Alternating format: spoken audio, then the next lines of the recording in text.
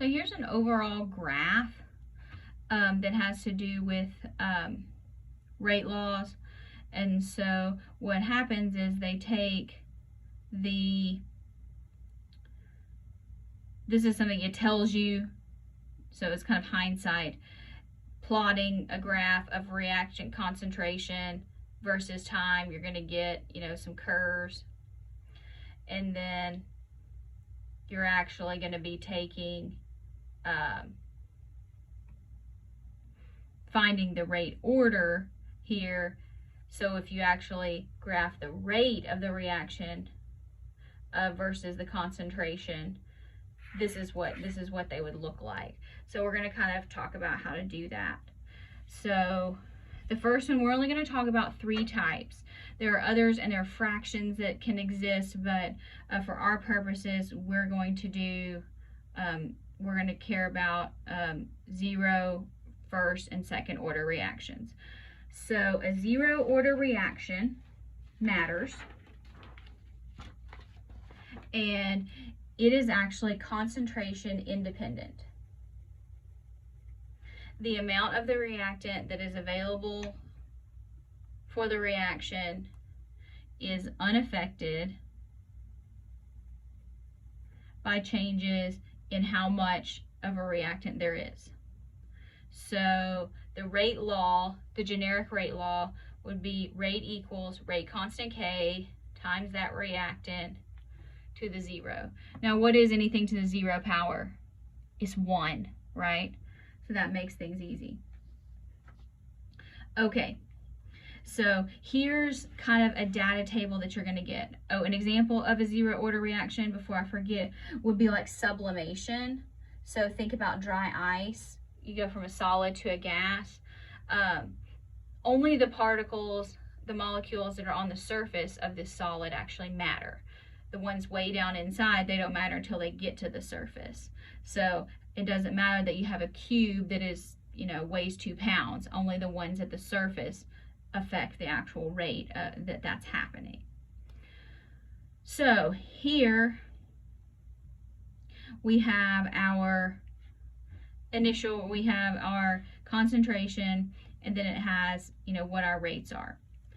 So what we're going to do is we're going to use how we determine the rate. So write it out, get used to writing out rate 2 over rate 1 equals K concentration of A to the N at time 2, concentration A to the N at time 1. So here it's plug and chug. I know this is not difficult, but you can figure this out. Now let me tell you, sometimes, a lot of times, you'll get a data table that has more than one reactant. So when you're trying to choose these, you want to choose one where the concentration of the reactant that you want is changing, but everything else is staying the same. So you may have to kind of jump around as far as which one is rate 2 and which one is rate 1. So I'm just going to pick these first 2 just because. So I'm going to say this is going to be 1 and this is going to be 2.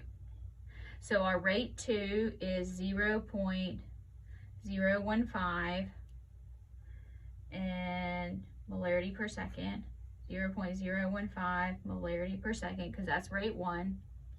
Rate constant K, concentration of A at time 2, 0.2 to the N over 0.1 to the N. Okay, so this units cancel out, this becomes 1. K's cancel out, and then you do the division. So 0.2 divided by 0.1 is 2, and then it's the same exponent. So there it is. So how do you undo an exponent? You take a log. So 2 to what power is 1? N equals 0. So we have determined that this is a 0 order reaction. Now we're not done, because once we determine the order of the reaction, we're going to substitute any of these concentration rate pairs and we're going to solve for K. So now we know that the rate equals K concentration of A to the 0. So we know that. So our rate, let's just use the first one. Why not? 0.015 molarity per second. Units, you have to have units here because the units for K vary. So make sure you put the units in. Equals K times the concentration, which would be 0.1 molarity. Put your unit inside here to the 0, not a 6. Okay. So now we know that this is 1, so it's going to kind of go away. So we know that 0.015 molarity per second is K. So when you have a 0 order reaction, the units for K are molarity per second, if you're going to write it that way.